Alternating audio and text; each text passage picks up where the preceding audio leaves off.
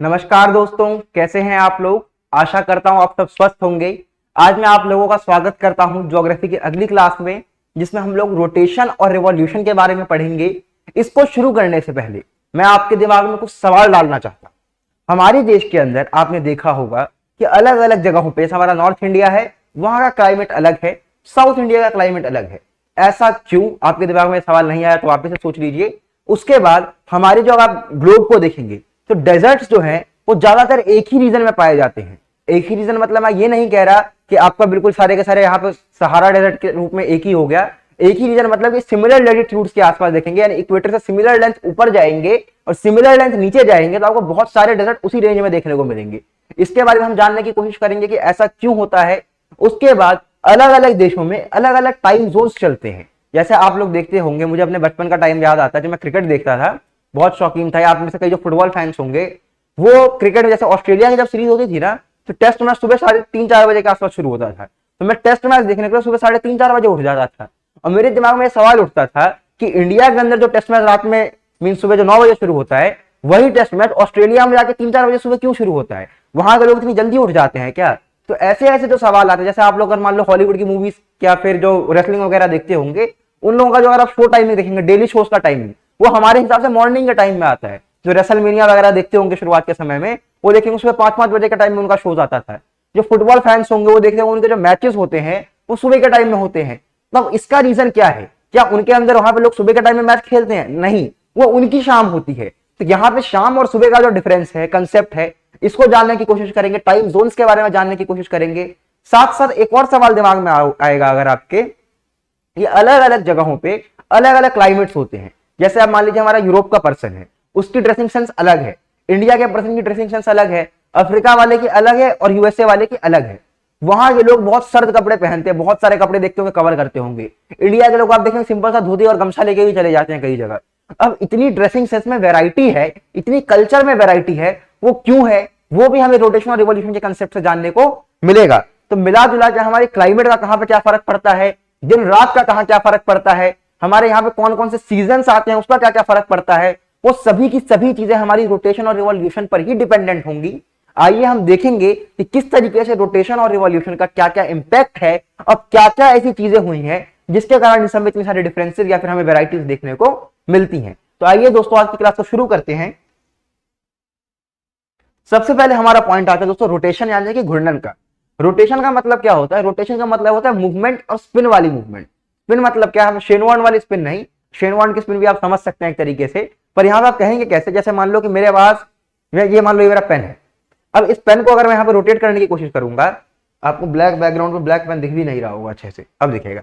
अब मान लो कि यहाँ पे पेन है, इस पेन को अगर मैं रोटेट करूंगा तो इसका एक एक्सेस होगा रोटेशन का। एक्सेस ऑफ रोटेशन मतलब क्या? जिसके अराउंड या अलोंग मींस रोटेट करेगा, ऐसे समझिए। ये मान लीजिए हमारा प्लेन है, बिल्कुल यहाँ पे ग्राउंड वाला, ऐसा मान लीजिए ऐसा कोई प्लेन है। इस प्लेन से मैं यहाँ पे रॉड निकाल दिया। अब इस रॉड के अलोंग जो रोटेशन होगी, तो यहाँ पे अगर मैं क्या करूँ, किसी चीज को इस रोड के अलोंग यहाँ पे रोड को ऐसे रोटेट करूं, अगर इस रोड को रोटेट करूं तो ये जो होगी रोटेशन होगी। जैसे आप इसको ऐसे समझिए, ये हमारा ग्लोब है जो अर्थ को रिप्रेजेंट कर रहा है। अब यहाँ पे टिल्ट विल्ट को भी आराम से देखेंगे। इस ग्लोब को जब मैं यहां से रोटेट कर रहा हूं, यानी अपनी एक एक्सिस पे, अपनी जिसकी एक्सिस है इसके अलोंग जो ये हमारा घूम रहा है, इसको हम रोटेशन कहते हैं। अब आपके दिमाग में आएगा कि भैया अर्थ की रोटेशन क्या इसी तरीके से होती है, घूमता है? नहीं, अर्थ की रोटेशन जो है वो उसकी एक्सिस के अराउंड होगी और अर्थ का जो एक्सिस है वो बिल्कुल परपेंडिकुलर नहीं है उसके प्लेन से। प्लेन मतलब क्या? जिस प्लेन में अर्थ मूव कर रहा है। अब जैसे मान लीजिए अगर आप लोग सन है और मान लो ये पेन जो है ये अर्थ है, तो ये अर्थ आपके अलाउंग इस प्लेन में रिवॉल्व कर रहा है, सीधा सीधा ऐसे रिवॉल्व नहीं कर रहा है। आपका जो सन है, सन के साथ इस प्लेन में रिवॉल्व कर दिया इस तरीके से। मगर अब रिवॉल्व के साथ इस प्लेन के अलाउंग जो अर्थ का एंगल बनता है रोटेशन का, वो दोस्तों 23.5 डिग्री का बनता है। आप इसको ऐसे समझिए कि अभी जो आपका अर्थ है, या आप यहां से अगर अर्थ को यहां से देख सकते हैं, आप यहां देखेंगे कि ये जो हमारा एक्सिस है, अगर अर्थ बिल्कुल परपेंडिकुलरली रोटेट कर रहा होता, ये कुछ इस तरीके से एक्सिस पर रोटेट कर रहा होता। ये हमारा बिल्कुल यहां से आपको सीधा सीधा एक्सिस दिख रहा होगा, पर अर्थ एक्चुअली में रोटेट इस एक्सिस पर नहीं कर रहा है, अर्थ इस एक्सिस पर रोटेट कर रहा है। और इस लाइन के बीच का जो एंगल है ये 23.5 डिग्री का एंगल है। तो मुझे उम्मीद है आपको पहला पॉइंट समझ आ गया होगा, ऑर्बिटल प्लेन आप समझ गए होंगे। और जो डायरेक्शन है अर्थ की रोटेशन की वो हमारी काउंटर क्लॉकवाइज यानी एंटी क्लॉकवाइज है, जिसको हम वेस्ट टू ईस्ट भी कह सकते हैं अगर हम नॉर्थ पोल से उसको देखें। मुझे लगता है क्लॉकवाइज और एंटी क्लॉकवाइज में डिफरेंस जानते ही हैं। तो अगर मैं यहाँ पे देखूं, इसको समझाने की कोशिश करूं,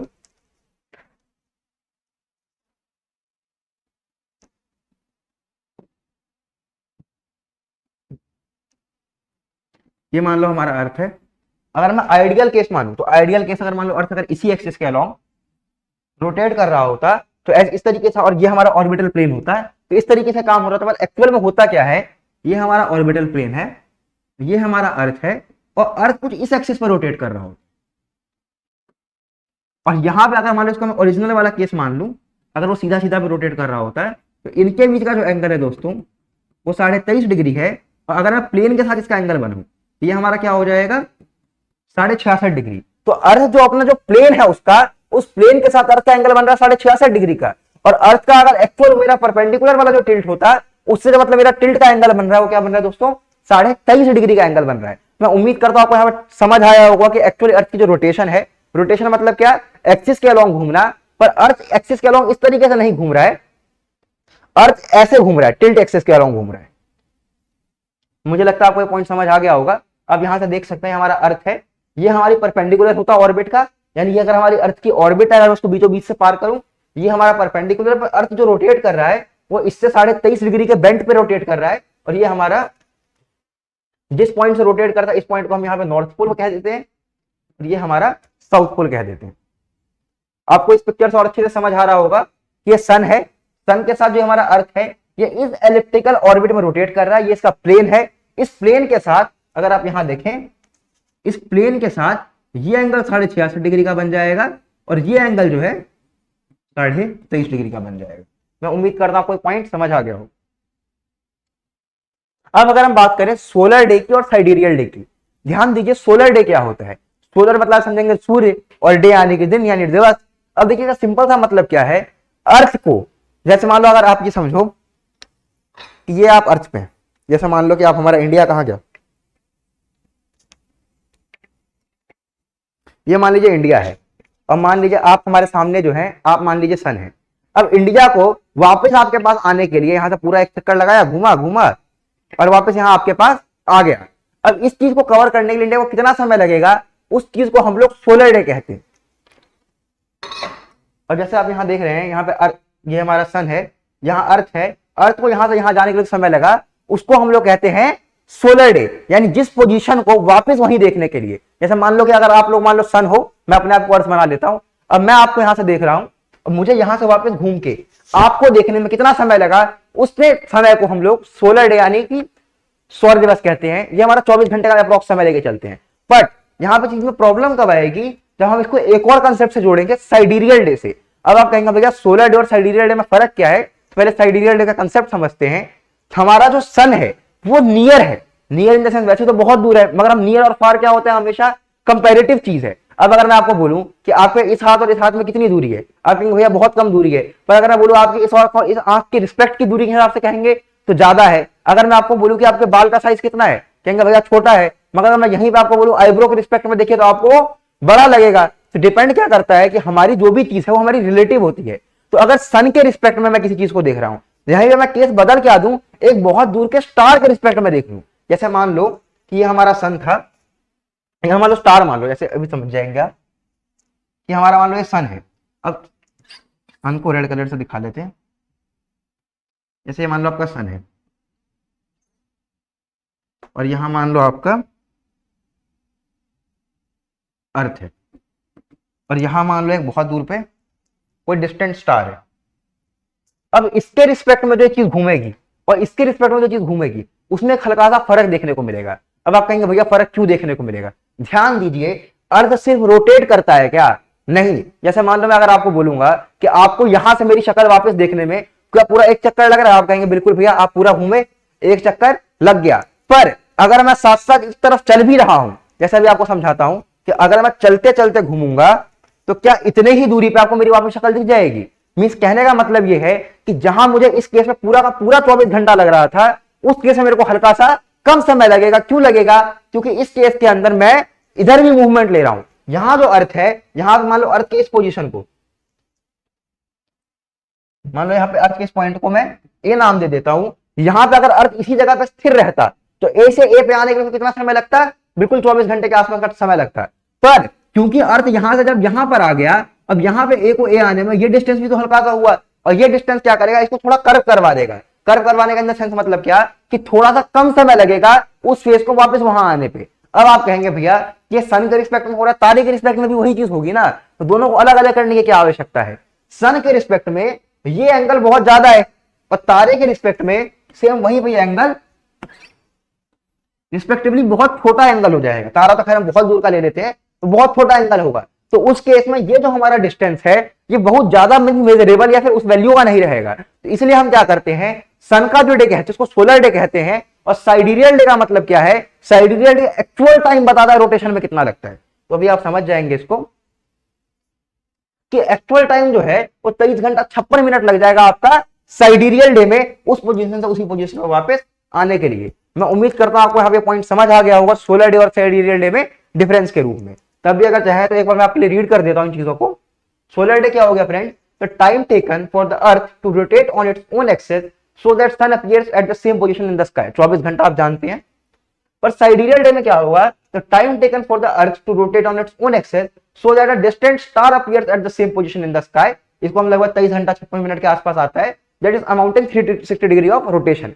कहने का मतलब क्या, जो हमारा सन था, सन के केस में हमारा एंगल थोड़ा सा ज्यादा बनेगा, जैसे आपने यहां पे देखा सन के केस में यहाँ पे एंगल थोड़ा सा ज्यादा बनेगा, तो इसलिए इसको थोड़ा एक्स्ट्रा डिस्टेंस कवर करने में 4 मिनट हल्का सा एक्स्ट्रा लग गया।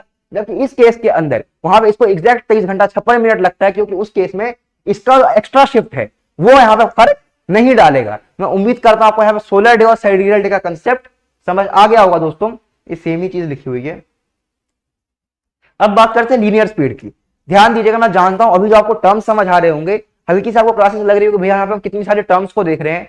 पर देखिए शुरुआत में जब हम जब भी ज्योग्राफी की शुरुआत करते हैं, मैं जानता हूं कि आपके एग्जाम में इंडिया का पोर्शन बहुत ज्यादा इंपॉर्टेंट, उससे बहुत क्वेश्चंस आते हैं। और अगर आप यहाँ पे सीधा सिर्फ प्री को फोकस कर रहे हैं तो आप जाइए इंडिया की चीजों को पढ़िए, नेशनल पार्क पढ़ के, वाइल्ड लाइफ सेंचुरीज पढ़ के, इन सब चीजों को प्रिपेयर करते चलिए। पर अगर आपको मेंस के लिए जाना है तो आपको कंसेप्चुअलिटी बिल्ड करनी बहुत आवश्यक है, और उसी कंसेप्चुअलिटी को हम टर्म्स बाय टर्म्स बिल्ड करते चलेंगे। और जब आप ये सारी चीजें समझ जाएंगे ना, तो उसको हमारी नॉर्मल ज्योग्राफी का हम पढ़ेंगे, माउंटेन्स वगैरह पढ़ेंगे तो बहुत आसान हो जाएगा। आइए लीनियर स्पीड के बारे में जान लेते हैं। यहां पे ध्यान दीजिए कि मान लीजिए हमारा ग्लोब है। अब इस ग्लोब में ध्यान दीजिए, या मान लो कोई बंदा इस जगह पे है। अब इस बंदे को चक्कर लगाना होगा यहाँ का, वो बहुत छोटा चक्कर होगा। कैसे कह रहा हूं मैं, जैसे मान लो ये मान लो हमारा ग्लोब है एग्जाम्पल के रूप में। अब यहाँ का जो पॉइंट है, इस बंदे का जहां पे सर्कल होगा तो बहुत छोटा सा सर्कल होगा, यानी डिस्टेंस होगा। और यहीं पर अगर इक्वेटर की बात करें तो बहुत बड़ा लेंथ कवर करा जाएगा। अब अर्थ रोटेट कर रहा है, अब अर्थ रोटेट कर रहा है तो अर्थ की रोटेशन की स्पीड तो यहां हर जगह सेम है। अब सेम रोटेशन के साथ साथ सबसे बड़ा पॉइंट यहां पे किस चीज का फंस जाएगा दोस्तों, रोटेशन, क्योंकि सबका सेम टाइम पे हो रहा है। इसकी जो डिस्टेंस कवर है, यहां पे मान लो एक पॉइंट का नाम दे देता हूं ए, और यहां एक पॉइंट का नाम दे देता हूं बी। क्योंकि रोटेशन की स्पीड सेम है, बी ने जो डिस्टेंस कवर करा है वो कम करा है, और ए ने जो डिस्टेंस कवर करा है वो ज्यादा करा है। तो मैं इस चीज को लेकर यहां पे श्योर हूं कि डिस्टेंस ऑफ ए जो होगा वो बड़ा होगा डिस्टेंस ऑफ बी से। क्यों बड़ा होगा आपको दिख ही रहा है, सिंपल सी बात है। और टाइम दोनों को सेम लगा है, तो क्या मैं कह सकता हूं कि स्पीड ऑफ ए जो होगा वो बड़ा होगा स्पीड ऑफ बी से। कहने का मतलब क्या कि इस जगह की जो लीनियर स्पीड है वो इस जगह की लीनियर स्पीड से ज्यादा होगी। यानी इक्वेटर के पास जो लीनियर स्पीड है वो हाईएस्ट होगी, और इक्वेटर के पास हाईएस्ट लीनियर स्पीड होने का इफेक्ट ये पड़ता है कि जितने भी सैटेलाइट्स लॉन्च किए जाते हैं उसकी फ्यूल की बचत करने के लिए ज्यादातर उनको इक्वेटर के आसपास के रीजन से लॉन्च किया जाता है। आपने इंडिया में भी देखा होगा, जो हमारा श्रीहरिकोटा है जहां से हम लॉन्च करते हैं, तो हमारी सदर्न इंडिया में पड़ता है। हम कभी भी सैटेलाइट लॉन्च करते हैं नदर इंडिया का पोर्शन पे नहीं जाते हैं, क्योंकि जितना हम इक्वेटर की तरफ आएंगे उतना यहाँ वाला डिस्टेंस ज्यादा होगा, और ज्यादा डिस्टेंस क्या होगा, पुश ज्यादा मिलेगा। अब जैसे मान लीजिए कि यहां से अगर मान लो कोई सैटेलाइट को मैं ऊपर छोड़ता हूं, तो इस केस में मेरा सैटेलाइट का होगा पावर, वो इसके रिस्पेक्ट में कम स्पीड मिलेगी। मगर जैसे मैं यहाँ पे सेंटर या इक्वेटर की तरफ आऊंगा, क्योंकि यहाँ पे लीनियर स्पीड ज्यादा होगी, तो यहां से उसको पुश तेज पुश मिलेगा, और तेज पुश मिलने से होगा क्या, हमारा फ्यूल की बचत दिखेगी। आइए दोस्तों देख लेते हैं लीनियर स्पीड के पॉइंट्स को देख लेते हैं। तो time of rotation is same for every point but linear speed is different, जैसे कि मैं आपको ऑलरेडी समझा दिया था। साथ साथ क्या है the point which covers more distance will have more speed. ये पॉइंट भी हम ऑलरेडी डिस्कस कर चुके हैं। अब यहाँ पे डिफरेंस देख सकते हैं कि यहाँ पे हमारा 1600 किलोमीटर पर आवर के आसपास की स्पीड इक्वेटर के पास आ जाती है, जबकि हमारे नॉर्थ पे रोटेशन के कारण हमें स्पीड का कोई बेनिफिट नहीं मिलेगा। हमारा नॉर्थ पोल है, वहां पे हमें 0 किलोमीटर पर आवर की स्पीड मिलेगी। और जैसे जैसे हम ऊपर या नीचे आ रहे हैं स्पीड घटती जा रही है, और इसी स्पीड का फायदा उठा के फ्रेंच गियाना नाम की जगह जो हमारे यहाँ पे साउथ अमेरिका के आसपास यहाँ पे आपको मिल जाएगी, लैटिन अमेरिका की तरफ, इसको हमने यूज कर रखा है। मतलब यहाँ हम इन द सेंस वर्ल्ड में जो पीपल्स है उसने उसको स्पेशली यूज कर रखा है सैटेलाइट लॉन्च करने के लिए, क्योंकि इस जगह से सबसे मेन मैक्सिमम एक पुश मिलता है जिससे हम फ्यूल की बचत कर पाते हैं और काफी फायदा उठा पाते हैं।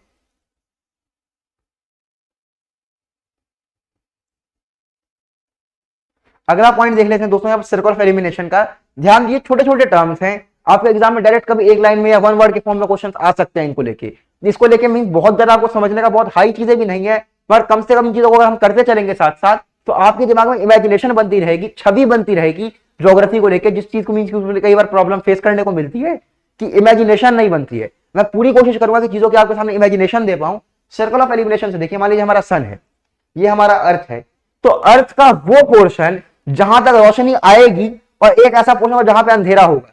अब सन के जस्ट सामने अर्थ है, इस पोर्शन में रोशनी है, इस पोर्शन में अंधेरा है, तो एक ऐसा पॉइंट होगा या एक ऐसी लाइन होगी जहां से अंधेरा रुकता हुआ दिख रहा है आपको, यहां से वो लाइन कुछ इधर दिखती रहेगी, इधर दिख रही है। अब ध्यान दीजिए, इस केस में मैं लाइन इसलिए ड्रॉ कर रहा हूं क्योंकि आपको 2D में दिख रहा है। अगर मैं यहीं पे पूरे अर्थ की बात करूं, जैसे मान लो अब यहां पर है, आपको यहां रोशनी दिख रही है, इस पार तो अंधेरा है मेरी तरफ सन के कंपैरिजन में, अगर आप सन है तो ये जो पूरी लाइन होगी और ये जो पूरी लाइन होगी मिला के क्या बना देगा, पूरा का पूरा सर्कल बना देगा।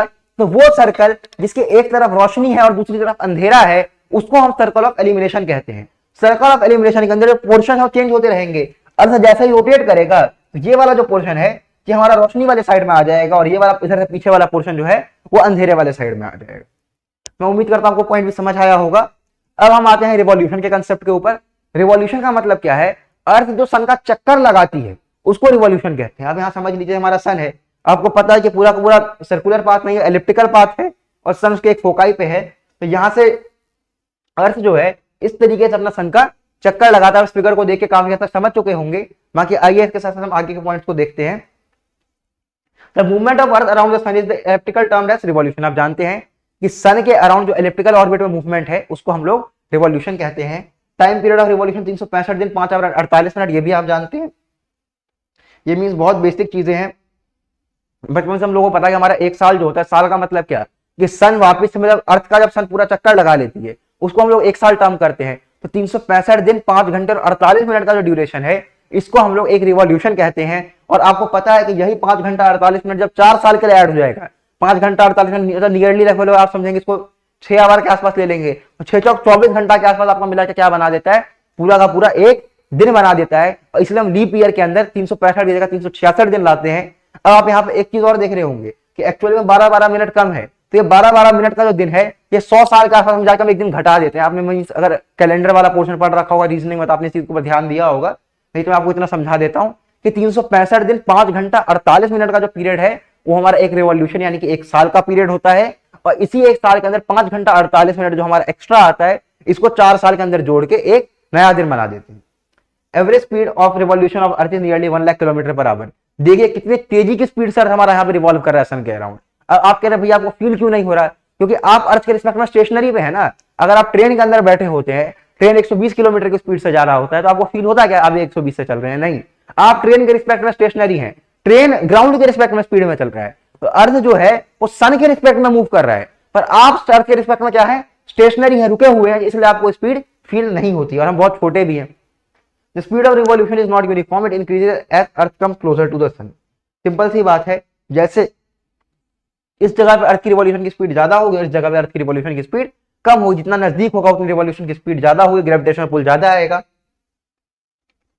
अब बात करते हैं दोस्तों टिल्ट की। पूरा का पूरा यहां से आपको क्लास के अंदर बहुत इंपॉर्टेंट पॉइंट देखने को मिलेगा, काफी अच्छा पॉइंट है, इसको समझने की कोशिश करिएगा। टिल्ट यानी कि अर्थ का जो झुकाव है, जो भी मैंने आपको बताया था 23.5 डिग्री का, इसके होने से इतना इफेक्ट पड़ा है, इतनी चीजों का समझ, सारी समस्याओं का या फिर सारी अच्छी चीजों का जड़ यही है, टिल्ट ही है। कहते हैं ना तुम्हारी एक गलती से कितना तमाशा होगा इसका अंदाजा नहीं है तुमको। तो यही जो इसकी एक गलती, अर्थ की रोटेशन वाली एक्सिस जो मुड़ा हुआ है, इससे कितना तमाशा होगा भी आप देखिएगा। अर्थ का ही एक्सिस है, इसको आप ऐसे समझिए, अगर मान लेता हूं मैं कि आप इसको इस तरीके से देखते हैं, मैं यहाँ पे हल्का सा टिल्ट को छुपाने की कोशिश कर रहा हूं, मान लीजिए टिल्ट नहीं है, अगर ये इस तरीके का होता है तो आपको यहाँ पे दिन और रात वाला दोनों पोर्शन साथ साथ दिख रहा है। ये नॉर्थ पोल है मेरा और ये साउथ पोल है। इससे फर्क क्या होगा, 24 घंटे का दिन 24 घंटे की रात, हाथ के हिसाब से देखिए, यहाँ पे 24 घंटे का दिन 24 घंटे की रात, पर हो क्या गया, यहाँ पे हो गया टिल्ट। अब मैं उम्मीद करता हूं आप टिल्ट देख पा रहे होंगे। अब टिल्ट से क्या हुआ, आपको नॉर्थ पोल वाला ये जो यहाँ पे पट्टी दिख रही होगी, ध्यान दीजिए, ये पोर्शन दिख रहा है। अब यहाँ पे जो आपका नॉर्थ पोल है, इस पे क्या होगा, आपको ये सन सामने दिखेगा। अब यहाँ पे 24 घंटे का दिन, कितना भी अर्थ रोटेट कर रहा है, क्या ये वाला पोर्शन सन के अपोजिट में अंधेरे में आ रहा है? ध्यान दीजिए,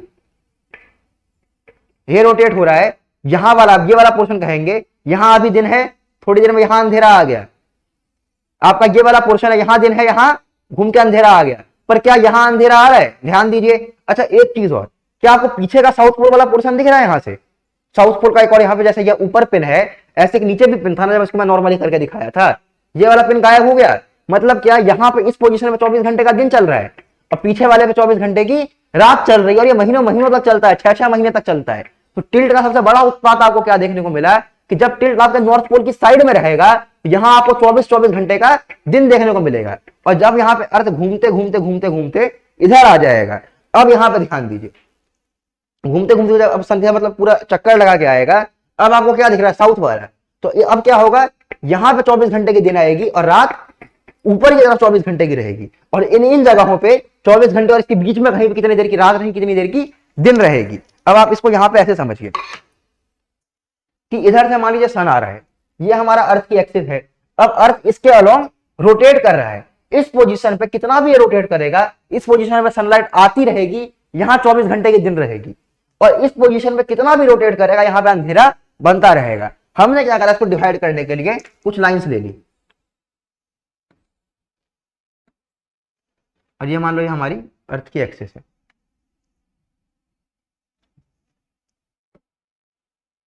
अब आप यहां पे ध्यान दीजिएगा दोस्तों, बहुत इंपॉर्टेंट पॉइंट है कि आप ये इक्वेटर वाली जो लाइन देख रहे हैं, इस इक्वेटर वाली लाइन के ऊपर देखिए, इधर और इधर दोनों तरफ बराबर है, यानी जितना इलाका रोशनी में है उतना इलाका अंधेरे में है। उसके ऊपर वाले पोर्शन में देखिए कि इस, अगर मैं यहां पे एक और लाइन ड्रॉ कर लूं,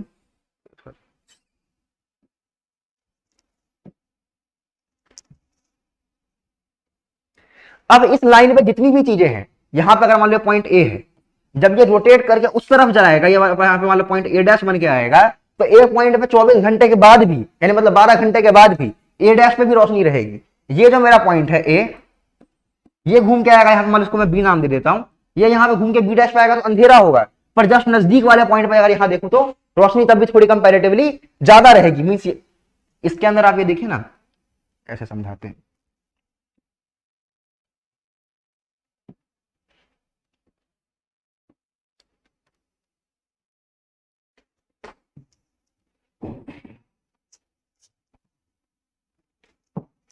यहां ध्यान दीजिए, यहाँ पे ए वाला जो पॉइंट था, जब हमारा दिन के बाद अंधेरा वाला पोर्शन है, इसकी एक रोटेशन हो जाएगी, एक रोटेशन होने के बाद जब इस तरफ पहुंचेगा तब भी यहाँ पे रोशनी रहेगी। यहाँ पे अगर मैं पॉइंट को देखूं तो यहाँ पे अंधेरे का तो पोर्शन यहाँ से है, ये सर्कल ऑफ एलिमिनेशन है, तो रोशनी वाला पोर्शन में ज्यादा पार्ट है, यानी ज्यादा देर तक यहाँ पे रोशनी रहेगी। यहाँ पे कंपेरेटिवली आके 12 घंटे के दिन और 12 घंटे की रात होगी, और यहाँ पे आप देखेंगे तो ज्यादा देर का अंधेरा है। अगर आप कंपेरेटिवली देखेंगे, यहाँ पे इतनी देर की रोशनी और इतनी देर का अंधेरा, सर्कल ऑफ एलिमिनेशन लगाइए, ये आपका सर्कल ऑफ एलिमिनेशन है, सर्कल ऑफ एलिमिनेशन से ज्यादा देर की यहाँ रोशनी थी और नीचे आने में ज्यादा देर का अंधेरा है।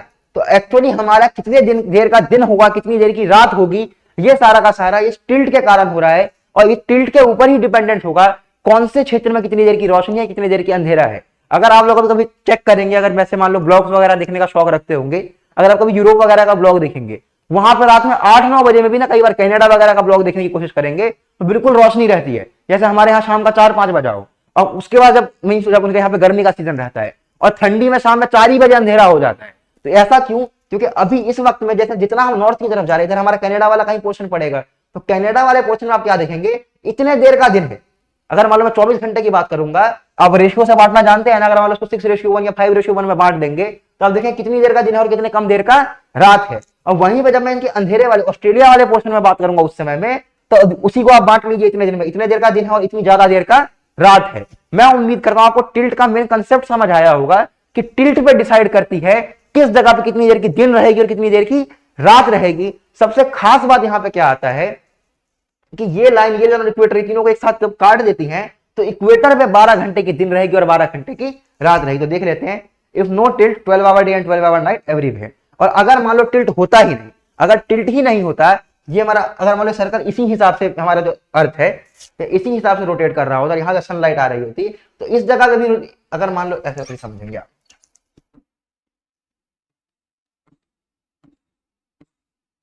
अगर मान लो यहां से मेरी सनलाइट आ रही होती, अगर टिल्ट नहीं हो रखा होता, ये पॉइंट ए था, ये बी था, ये सी था, ये डी था, ये ई था।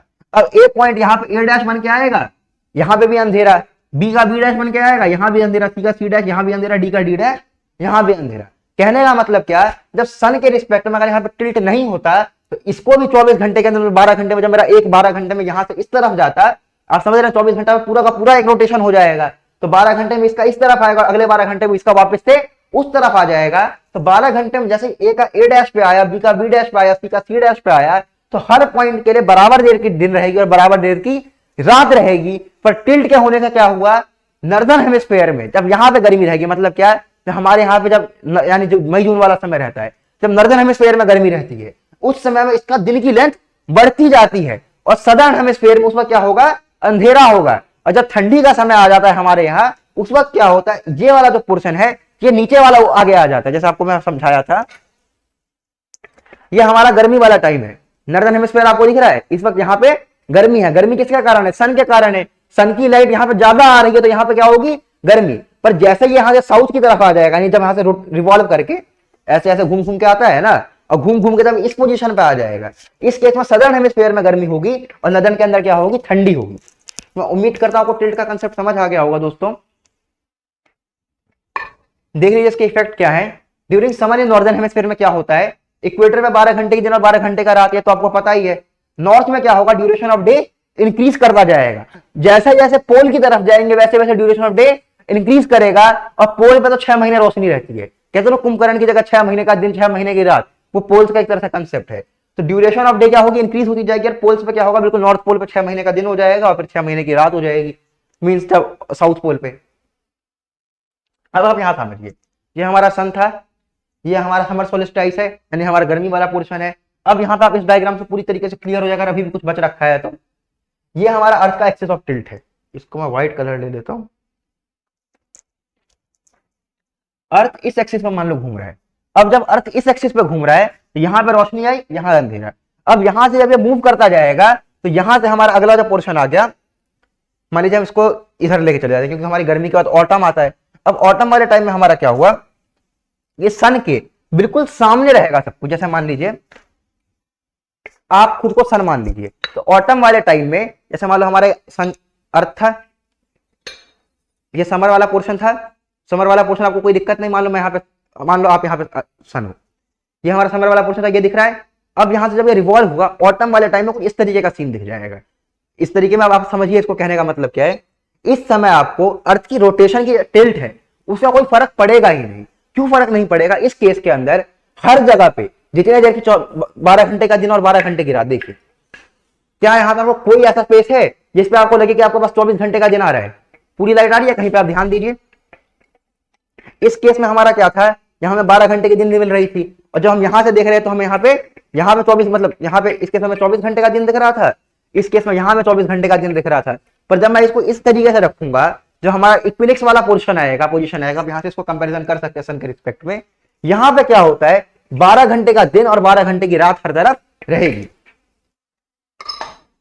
अब इसको यहाँ पे देख सकते हैं, हमारे पास 2 इक्विनिक्स आते हैं, एक स्प्रिंग इक्विनिक्स आता है और एक ऑटम इक्विनिक्स आता है। इस केस में क्या रहता है, यहाँ पे भी 12 घंटे का दिन और यहाँ पे भी 12 घंटे की रात रहती है। और फिर जब विंटर सोल्स्टिस आता है, इसमें हमारा सदर्न हेमिस्फीयर जो है वो सन की तरफ आ जाता है। अब आपके दिमाग में, कई और बंदों के दिमाग में सवाल आता है कि हमारे यहाँ गर्मी ज्यादा कब होती है। हम लोग सोचते हैं हमारे यहाँ पे मई जून के समय में ज्यादा गर्मी होती है, तो बंदे इसका रीजन कई बार क्या देते हैं कि गर्मी ज्यादा होने का कारण क्या होगा, हम सन के उस तरफ उस वक्त नजदीक होंगे।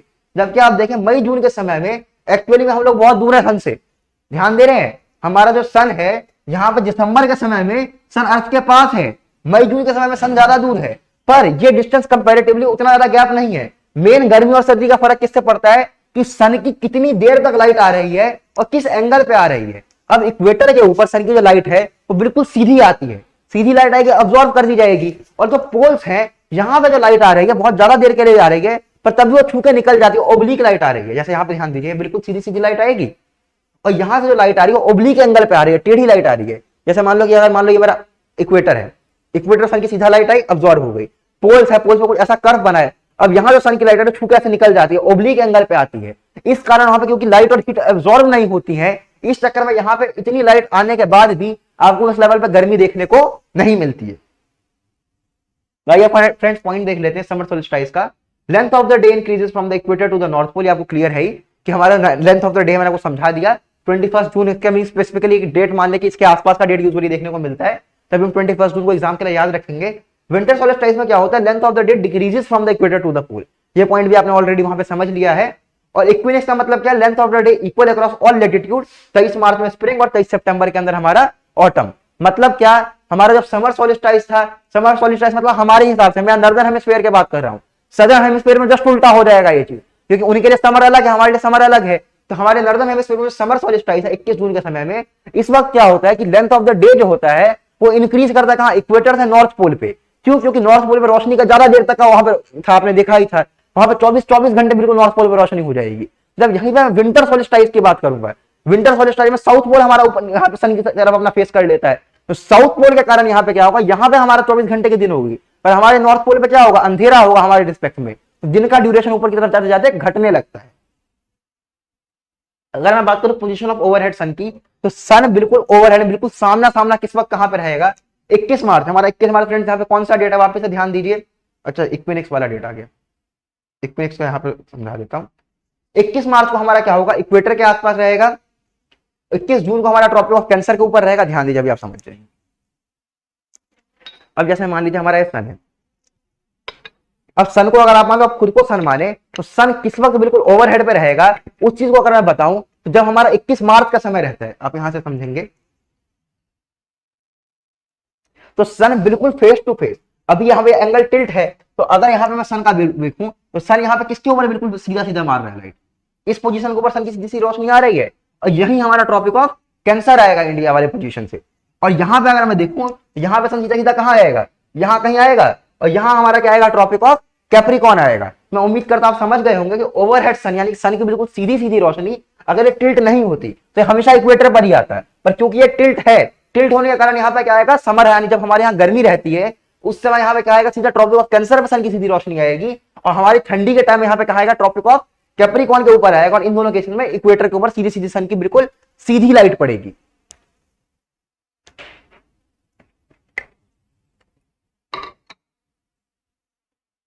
मैं उम्मीद करता हूं आपको ये पॉइंट समझ आए होंगे हमारे।